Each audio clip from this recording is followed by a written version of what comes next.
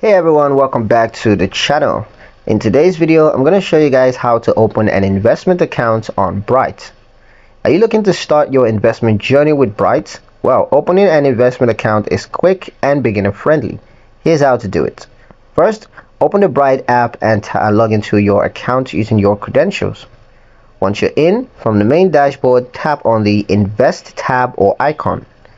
Next, tap Open New Investment Account. You'll be prompted to provide a few personal details. This includes your employment status, your financial goal, and risk tolerance.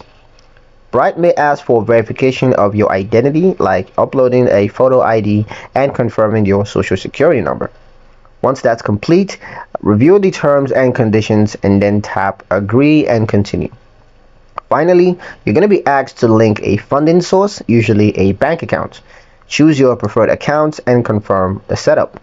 And that's it. Your Bright investment account is now active and ready for your first deposits or your auto invest setup. It only takes a few minutes to get started and begin building your future wealth. If you found this helpful, be sure to like, share and subscribe for more Bright tutorials. Thank you guys for watching and we'll see you in the next one.